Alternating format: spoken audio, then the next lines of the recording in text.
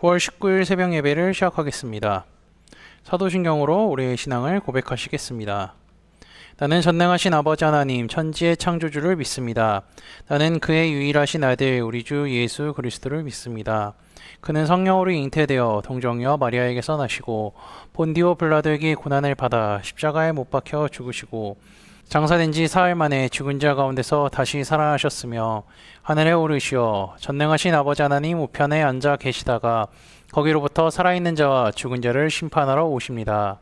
나는 성령을 믿으며 거룩한 공교회와 성도의 교제와 죄를 용서받는 것과 몸의 부활과 영생을 믿습니다. 아멘. 다 함께 찬송가 206장 찬양하시겠습니다.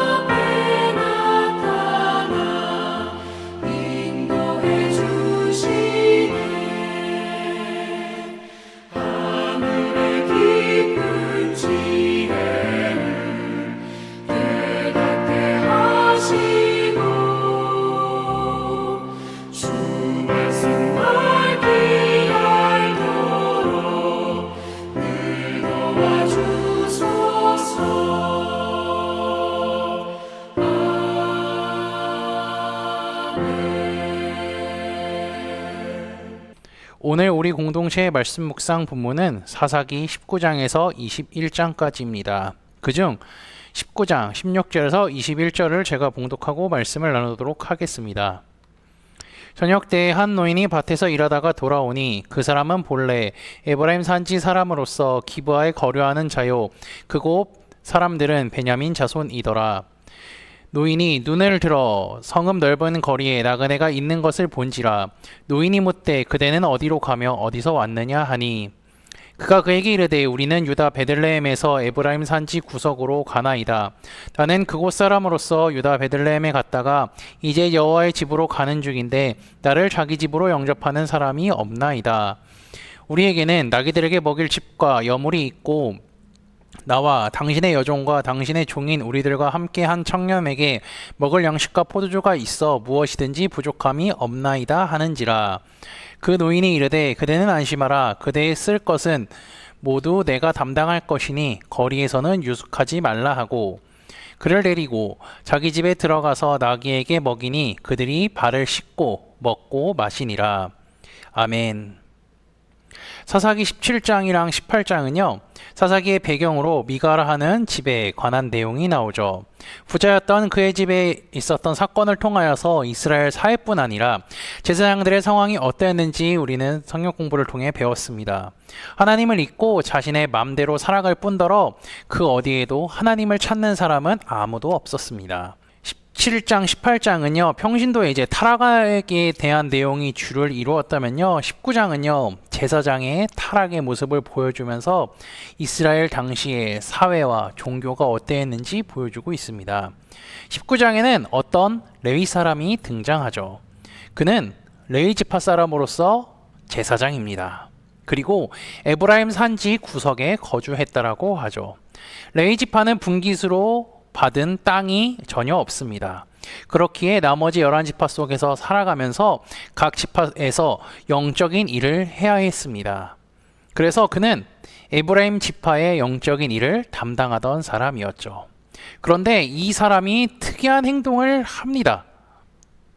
유다 베들레헴에서 첩을 맞이하였더니 유다 베들레헴에서 첩을 맞이한 것이죠.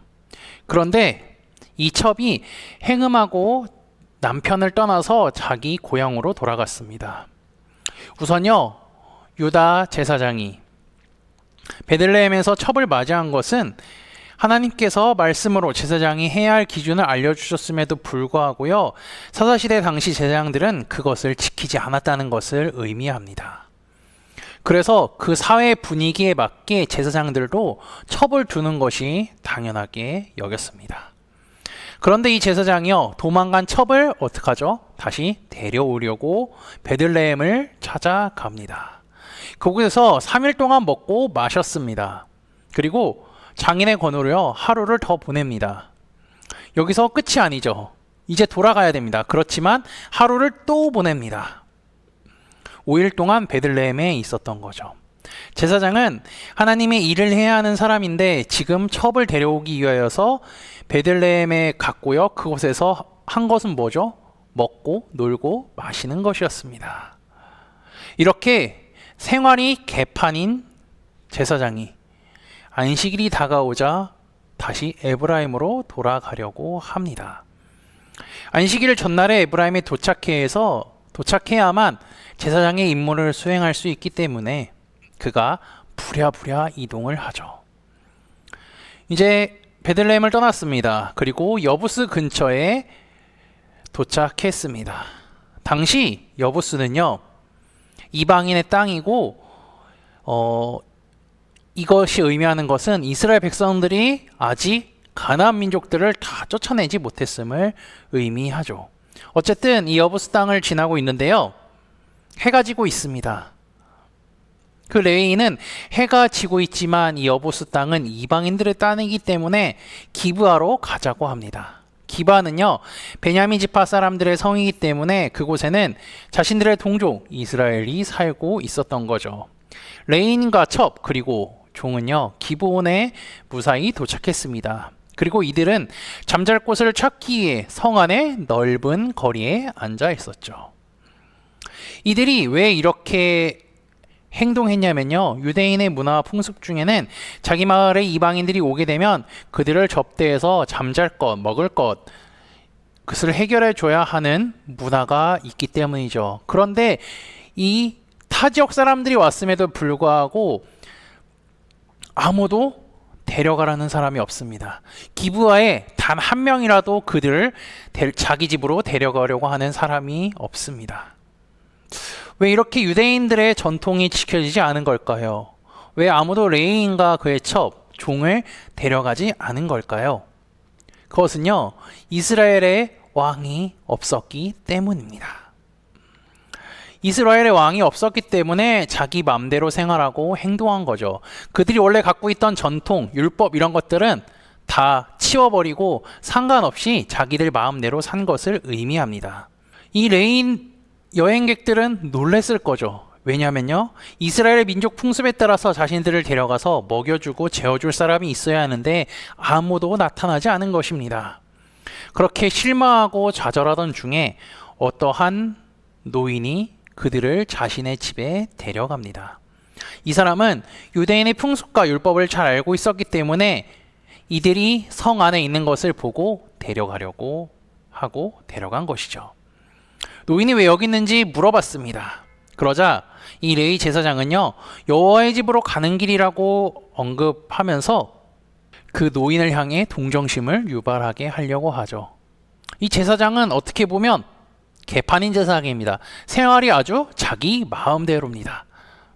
하나님의 제사장이면, 레위 지파 사람이면 주중에도 평소에도 하나님을 생각하고 하나님께 예배하고 하나님의 말씀을 묵상하며 살아가야 하는데 이 사람이 지금 일주일 동안 한 건 뭐죠? 먹고 마시고 논 것뿐입니다. 어쨌든 그와 상관없이 이 노인은요, 나그네들을 자기의 집으로 데리고 와서 먹여주고 씻게 해줍니다. 그런데 그 성에 불량배들이 나타났습니다. 이 불량배들은 그 노인이 데려온 사람들을 끌어내서 관계하고 싶다고 하죠. 노인은 그들에게 그러한 악행을 저지르지 말라고 이야기합니다. 그 노인의 말과 행동은요, 아주 정확합니다. 나그네를 대접할 줄 알 뿐더러 불량배들이 하는 요구를 들어주지도 않죠. 그리고 그것이 죄라고, 악행이라고 이야기합니다. 그럼 한 가지 더 생각해 볼까요? 이 불량배들은요, 자신들이 하는 행동이 죄라는 것을 알았을까요? 몰랐을까요? 몰랐을 것입니다. 죄라는 것을 알았다면요, 이렇게 행동하지도 않았을 거고요, 이들이 불량배가 되지도 않았을 것입니다. 이러한 또 상황이 의미하는 것은요, 이 기브아 땅은 이스라엘 민족들이 살아가고 있는 땅입니다. 근데 그 땅에 불량배가 있었고 아무도 그들의 행동을 죄라고 하는 사람도 없었을 뿐더러 그 땅에 있는 모든 사람들이 개판이라는 것을 의미합니다. 하나님의 말씀도 모르고요, 죄가 무엇인지도 모르고 나그네를 어떻게 대접해야 하는지도 모른 채 자신들의 마음대로 살아갈 뿐이죠. 그리고 그것이 죄라고 가르치는 어른들, 그리고 그것이 잘못된 행동이라고 가르치는 어른들이 없기 때문에 이 기브아 땅, 아니 이 사사시대 당시의 이스라엘이 얼마나 죄악되고 자기 마음대로 행동하며 살았는지 잘 보여주고 있습니다. 이 집주인은요, 이 노인은요, 상황을 해결하기 위해서 자신의 딸과 그 사람의 첩을 희생시켜서 레위 제사장을 지키려고 하는 것이 24절에 기록되어 있습니다. 이 구절은 매우 난해합니다. 지금 이 시대에 이러한 일이 있다고 이 가정해 보면요, 이런 말을 했다고 가정해 보면요, 난리가 날 겁니다. 뉴스에도 나오고요, 유튜브에도 나올 거고요. 이 사람의 신상이 까발려져 갖고 공격하고 이제 괴롭히는 사람들도 있을 것입니다. 즉 지금 시대와 맞지 않는 개념이죠. 이렇게 24절에 기록된 내용은요, 당시의 여성들의 대우가 얼마나 최악이었는지 보여주는 것이기도 하죠. 어쨌든 그 노인은 이것을 해결하려고 제시를 했습니다. 그런데 불량배들은 듣지를 않습니다. 그러자 그 제사장 스스로가 자신의 첩을 밖으로 끌어내 버립니다. 위기가 찾아왔을 때 자신의 첩을 끌어내서 방패막이로 삼은 거죠.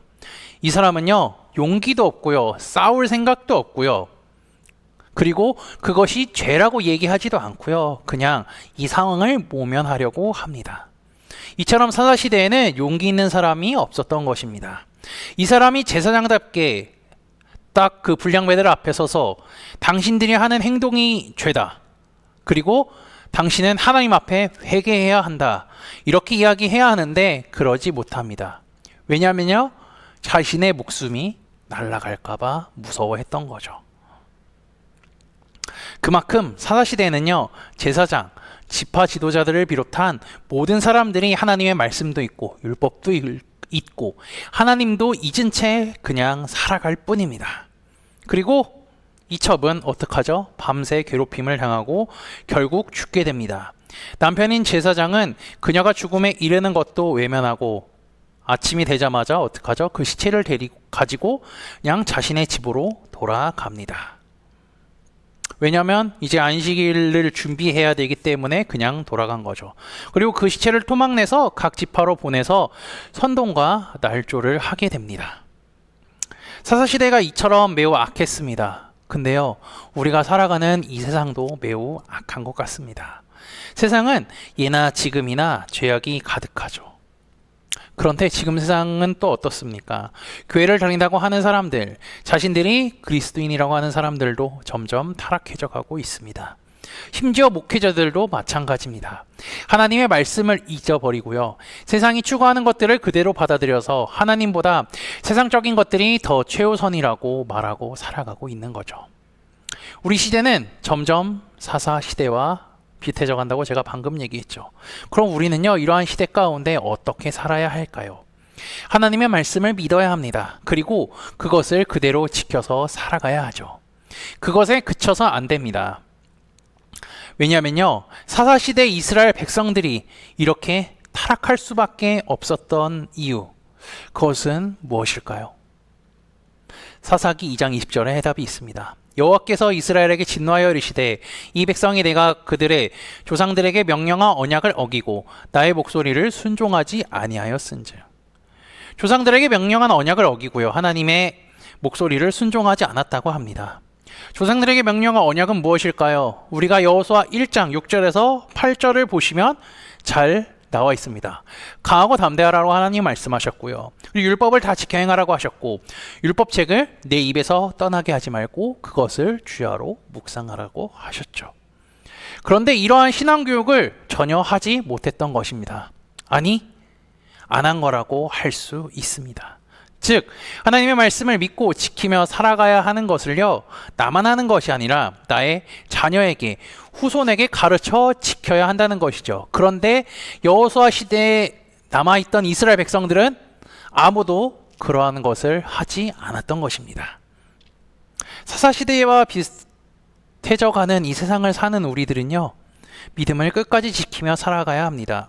하나님의 말씀에 순종하며 살아갈 뿐더러 그것을 우리 자녀들에게, 후손들에게 가르쳐야 합니다. 이 죄악된 세상 가운데 하나님을 끝까지 의지하고 주님 다시 오실 것을 소망하며 살아가는 코너스톤 믿음의 형제자매들이 되시기를 주님의 이름으로 축복합니다. 다 함께 찬송가 204장 찬양하시겠습니다.